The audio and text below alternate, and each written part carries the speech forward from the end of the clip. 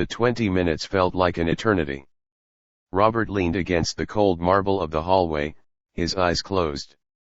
He could hear the muffled voices of the council behind the heavy mahogany doors. "They're stalling," Virginia muttered, pacing the floor. "The lobbyists are using the time to make one last push.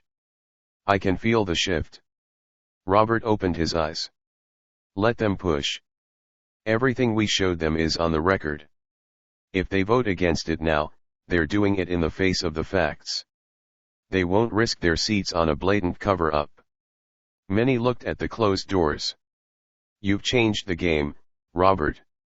You've forced them to be accountable." The doors creaked open, and the mayor's aide stepped out, motioning for them to return. As they walked back into the chamber, the atmosphere had sharpened. The lobbyists were standing, their faces tight, their retreat already being calculated. The mayor sat down, the gavel resting beside his hand. "We have reviewed the structural data," he announced, his voice clear.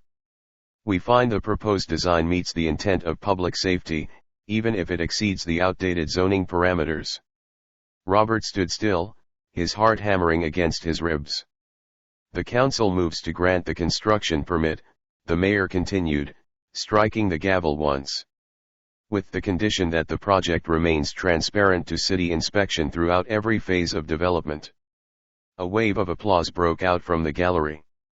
The troubleshooters gathered their briefcases and left without a word, vanishing into the shadows of the back exit. Robert exhaled, a sound that seemed to carry the weight of the last 2 years. "We have the permit," he said, his voice barely a whisper. "We're clear to build."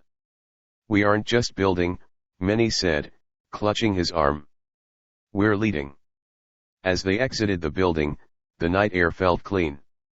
The city of Pasadena was stretching out before them, a sprawling landscape of opportunity.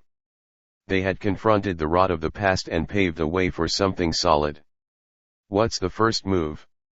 Virginia asked, her eyes bright with excitement. "We go back to the shop," Robert replied, walking toward their truck. "We have a schedule to meet. And for the first time, the only thing slowing us down will be our own capacity to work." The saga of the Towers family was no longer a story of survival. It was a story of construction.